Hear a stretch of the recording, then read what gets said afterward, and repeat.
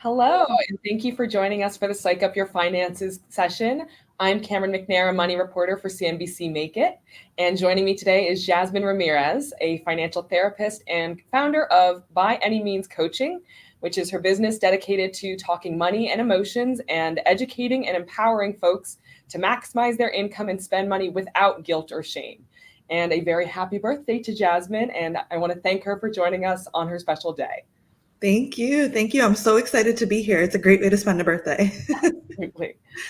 So to get started, can you give us some background on how our emotions and our relationship with money are intertwined? Like, does it all start in childhood, or how does that work? Such a great question. And I actually believe that it does. I really believe that it starts really in our childhood, depending on who your caregiver is, how we have conversations around money, whether it was talked about or not talked about.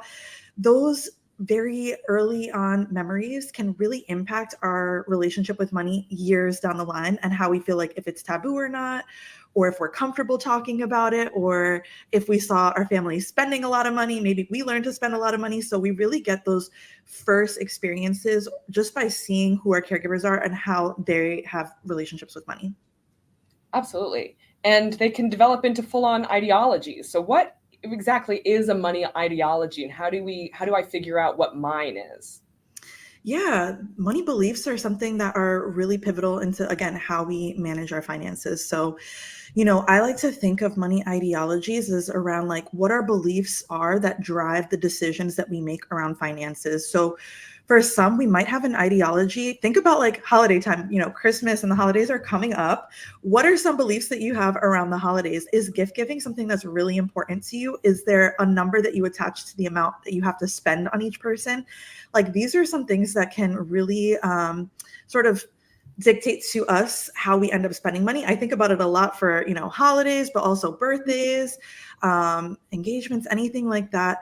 We really get our ideologies sort of, dictating how we spend our money. So it's important to just be curious about them. And again, not come from a place of shame or guilt or anything like that, but really just be curious about what those beliefs could be. Absolutely. And why is that? Why is there so much guilt and shame around this? Is it just about spending, or is it about how much money is in the bank or how much money you come from? All of these things? Yeah. Money is so taboo. It's one of those topics that, especially for women, it's hard to talk about. And especially with social media and, what we might see our friends doing or family doing, we tend to compare ourselves a lot. I don't know about you guys, but it's very easy to find ourselves in the situations where we're seeing things on social media. This person's on vacation, this person has this new bag, and to want to fit in. And so there's a lot of shame and guilt when we feel like we're not doing enough, or we're not where we want to be, or where we think we should be.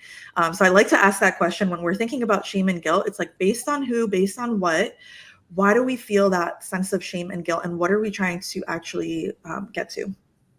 Yeah. And I think as women, we all experience that in a lot of different ways, maybe a little bit more than men. There's a lot of pressure for us to be caretakers, to be the ones to, you know, stereotypically maybe not be the financial providers, but to be Yeah. the support providers and all these other things that do cost.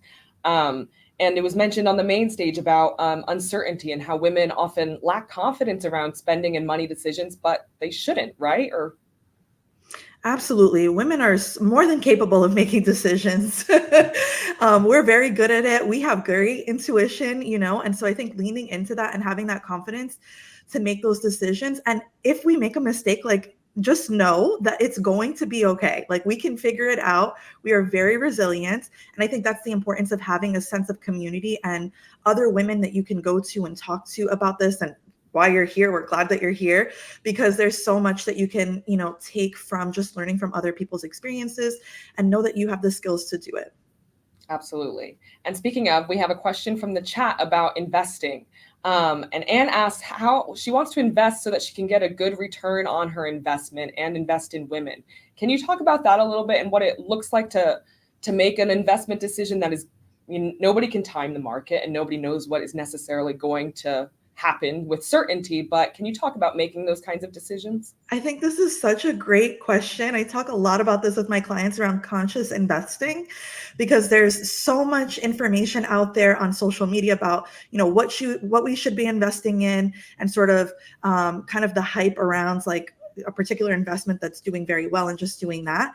But I think being intentional about what we're investing in is such a great and empowering place to start. So I would say just do your research, like really consider what is important to you. When you say like investing in women, what are some things that are or some values or your ideologies that are important to you? Are you looking for women-owned businesses? Are you looking to invest particularly in, I don't know, women businesses where there's like CEOs that are women? Like I think really getting to the nitty-gritty about like what it is that is important to you about your investing, and then sort of do your research and see if you can make some informed decisions that way. Yeah, I think that's really great advice and leads perfectly into another question from the chat about what kind of investments people should be making. Jackie asked about moving from a 401k to an IRA, or if she should explore real estate options or stocks. How does that relate to your money ideology? And like you mentioned, kind of, how can you pair your ideology with what you're investing your money in? Yeah, I always want you to think about, when you're thinking about your ideology, what are you investing for? Right. And really making a conscious effort that we're not just investing to invest, we're not just saving to save, but that there's a plan for this money. So when we're thinking about the purpose of saving in our 401k, or saving in or expanding to real estate, what is the purpose of those investments? Oftentimes, our 401k, our IRA, those are great tools to invest for retirement, but perhaps, expanding into real estate and other things might be for different types of investments. Maybe you want to build generational wealth in another way to pass that on to your kids, for instance, or to other family members. So I think it really, again, goes back to your ideology and thinking about what is the purpose of what I want to have in terms of financial legacy, and then kind of being intentional about, what are the different avenues that you're going to pursue for your investments. Absolutely. And again, after you kind of figure out, okay, I know what I want to do, or I know how I think about money, I know that I am confident, what's the next step that someone should take to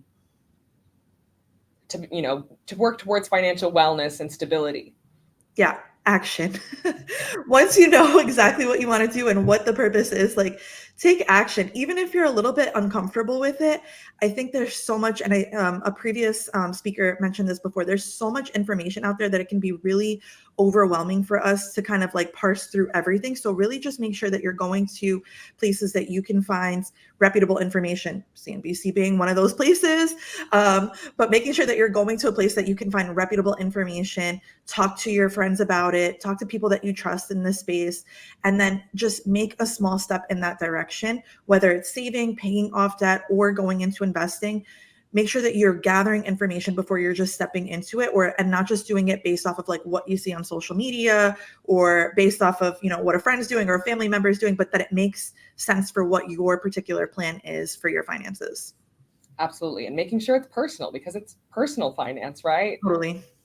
And I had another question about talking about money. You mentioned that a lot in talking with your friends, but also that historically and still money is a little bit taboo. So do you have advice for people to feel more comfortable, or how they should bring up these conversations, who they should be talking about money to? When is it important versus when is that a friend that maybe you want to avoid bringing up money with? Yeah, such a good question.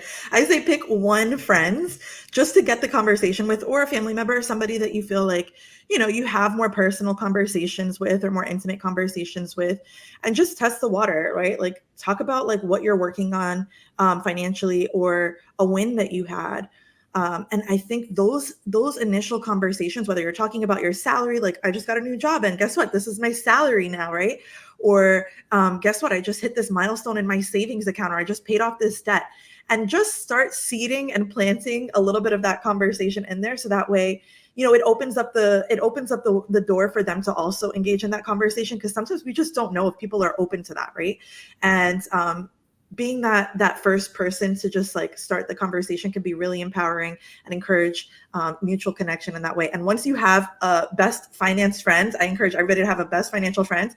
It's so fun.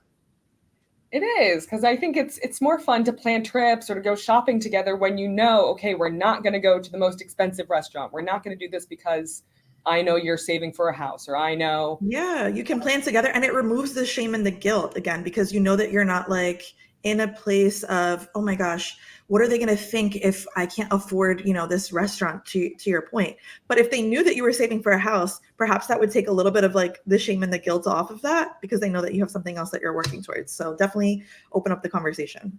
Absolutely. And another question from the chat.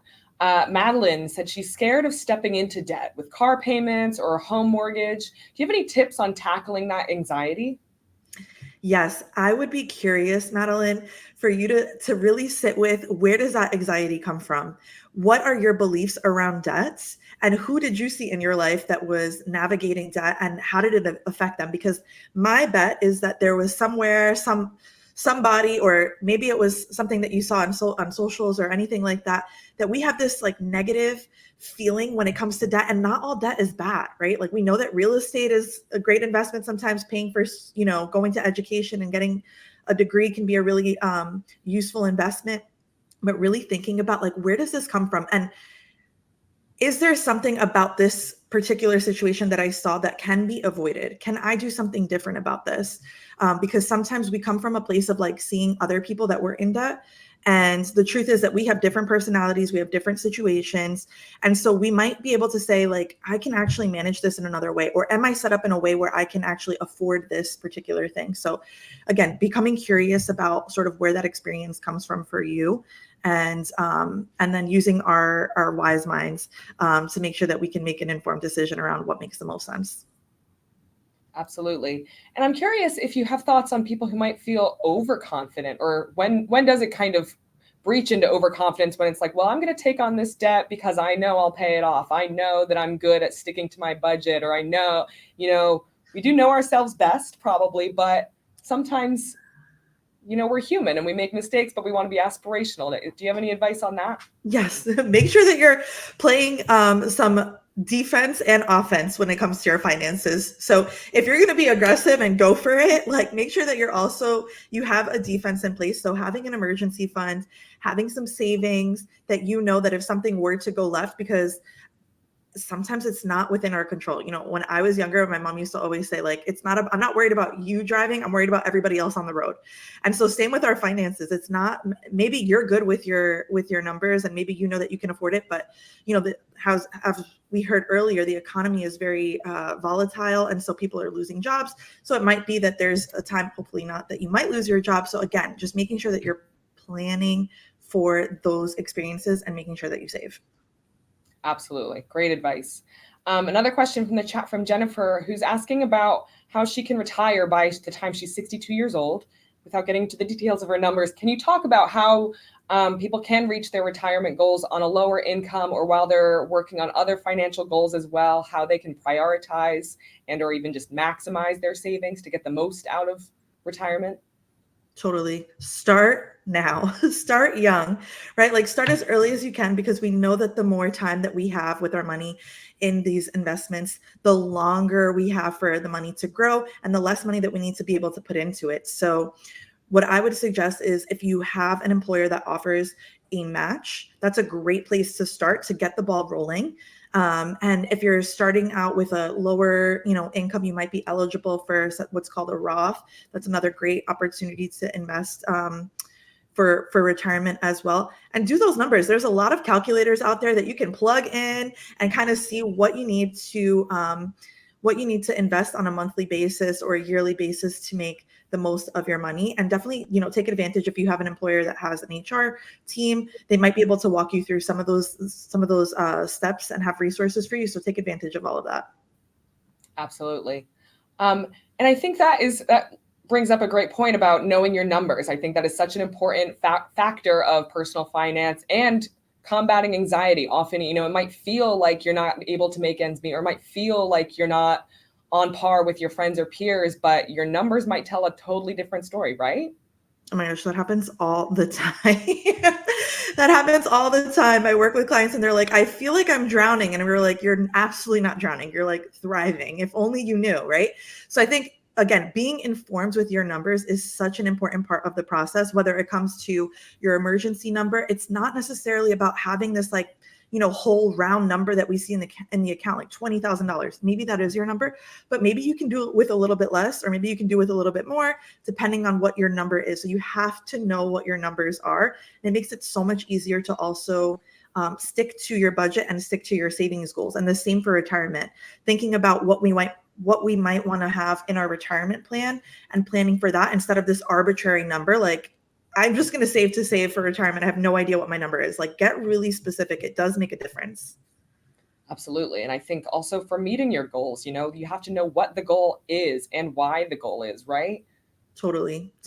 No, make sure that you have SMART goals. So things that are time sensitive, very specific, something that you can measure and that is actually attainable for you based off of where you're at, right? So if it's not attainable for you to max out your 401k every year, think about what actually could be attainable for you and what the purpose of that goal is.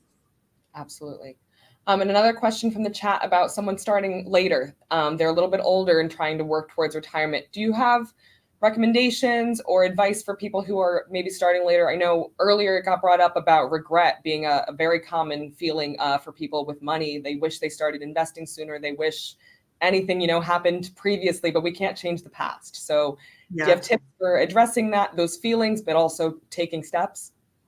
Yeah, give yourself so much grace. Like, there is a lot of, we talk about missed opportunity, but there's a lot of information that we didn't get right from an early stage. So I think just like sitting with the fact that like, okay, we're in a place right now where maybe we didn't get the information that we had, or we were juggling so much with childcare and balancing careers and all of those things. So it makes it, there's a lot of feelings that come up with those things. So give yourself grace for wherever you are in your finances and know that you can absolutely make a change for the better. And the other thing in terms of just like tips, just start now, right? Like, I think that having that intentionality, get support, talk to, a financial advisor or somebody, go to one of those calculators and really think about like, okay, what it is that I need to save. Are there other things that I can do to liquidate money? Do I need to downsize my house or anything like that that can help make this a little bit more feasible, or pick up an extra job for right now for an interim period so I can get the ball rolling a little bit faster. But what I would say is definitely know your numbers, because again, it might feel like you have this uphill battle to climb, but if we don't know what we're starting out with, it's going to make it really hard to plan for the future. That's right. I know that's right. Another question on, if there are definitely things with money that are outside of our control. And so should we kind of be focused on changing our mindset and trying to accept those things? Or should it really be like, okay, how else can, what other maneuver can I try? What other thing haven't I tried yet? Or a little bit of both? Yeah. It's about accepting, but it's about becoming self-aware about what are the things that actually come up for you when things are out of your control. So when something out of your control happens, are you the type of person that's like, oh my gosh, I'm just going to avoid this at all costs because I literally don't know what to do and I'm just like frozen in all of this? Or are you somebody that's like, oh my gosh, something happened that is out of my control, and all of a sudden I'm like, I rush into action without actually thinking, and then maybe I make the situation worse, or maybe I make the situation better. So I think it's really about becoming self-aware about what your responses are to things that are out of your control, and why honestly working with a financial therapist can be really helpful for you to understand what those experiences, behaviors, and habits that we have, so that you can be more informed and make intentional decisions for the future. Absolutely. I think that's all we can do is, learn from our mistakes or from our situations and try to make tomorrow a better day. Absolutely.